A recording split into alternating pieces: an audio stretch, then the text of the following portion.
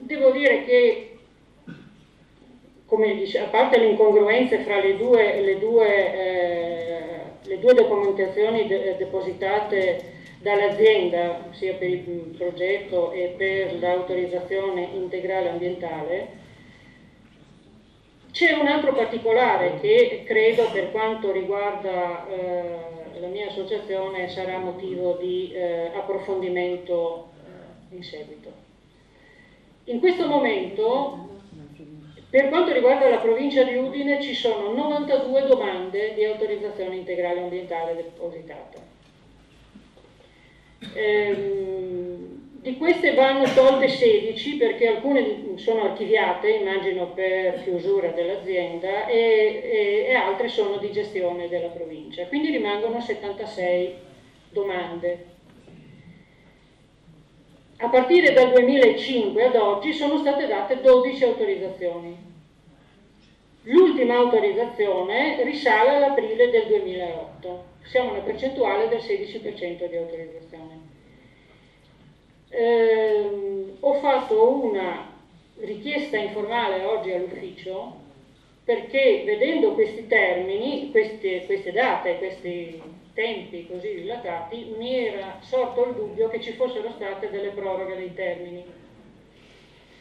Invece mi è stato semplicemente detto che sono un po' indietro. Credo che questo la dica lunga, uno, su come si intende in questa regione questa partita, che non è roba da poco, voglio dire, è una partita molto, ma molto interessante, perché oltretutto prevede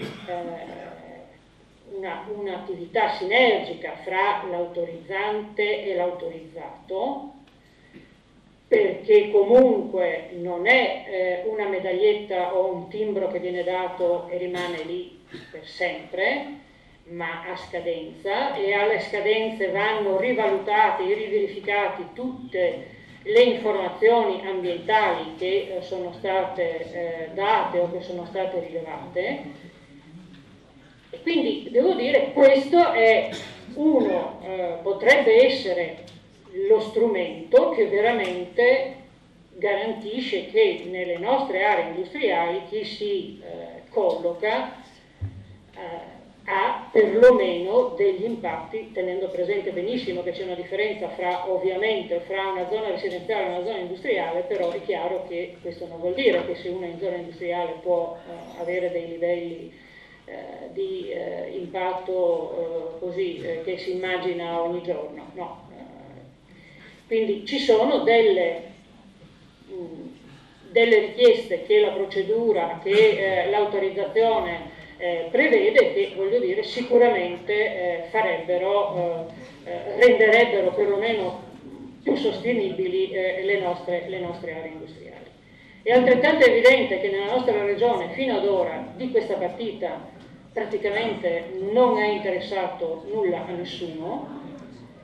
È altrettanto vero, voglio dire, che se noi sentivamo prima quello che ci diceva Franzi, ci ha ricordato un paio di zone industriali certificate EMAS, voglio dire, se la zona dell'Ausa Corno è certificata EMAS, mi risulta che la Caffaro fa parte dell'Ausa Corno, quindi voglio dire, potrebbe essere, ecco, immagino che poi cose furbe di questo tipo ce ne possano essere, ce ne inventiamo ogni giorno.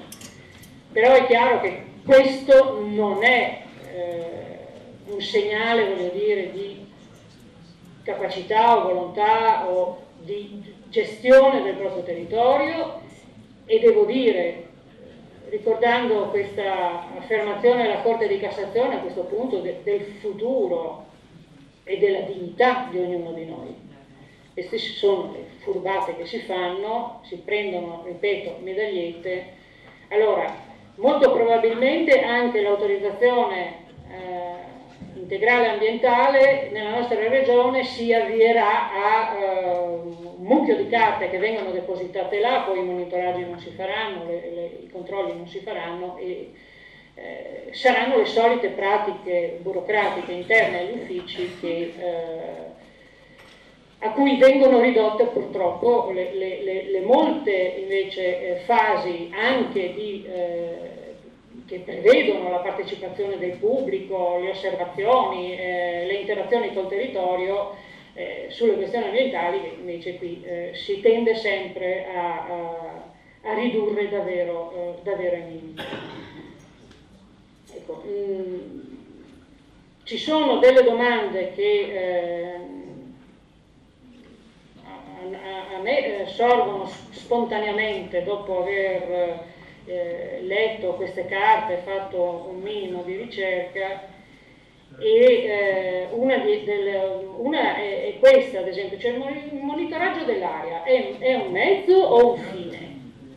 Perché a me qui sembra che in realtà il monitoraggio sia un fine. Cioè qui tutti si è parlato in questi anni di monitoraggio. Il problema è, una volta che ho fatto il monitoraggio deve essere uno strumento per dirmi cosa devo fare per migliorare. Se io continuo solo a monitorare, cioè non risolviamo la questione. E altra cosa, ha senso continuare con i monitoraggi che mettono a confronto i livelli e gli sforamenti fra una zona industriale e una zona residenziale?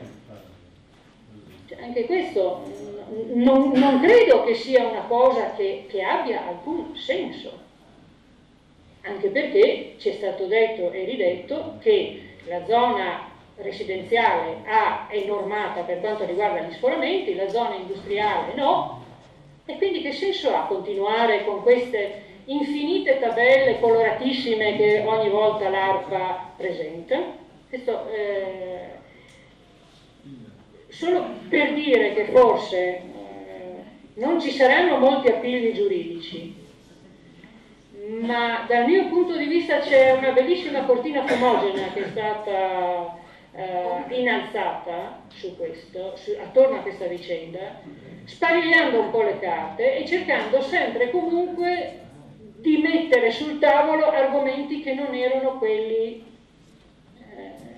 di cui si stava discutendo in quel momento. Io non lo so, cioè il fatto che in un'ordinanza del 1° dicembre 1997 di un commissario del Comune di Cividale viene esplicitamente citata discarica abusiva. Domanda, perché questa cosa non ha avuto alcun seguito? Cioè, nemmeno il seguito, voglio dire, banalissimo del sequestro preventivo. Cioè,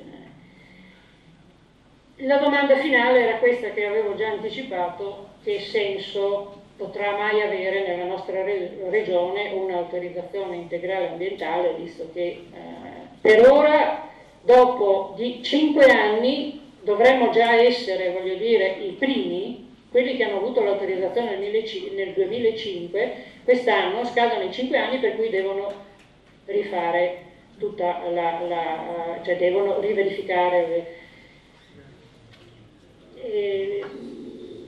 Siamo al 16% in 5 anni, credo che io non ho né figli né nipoti, ma sicuramente i vostri nipoti forse riusciranno a vedere conclusa la lista. Grazie.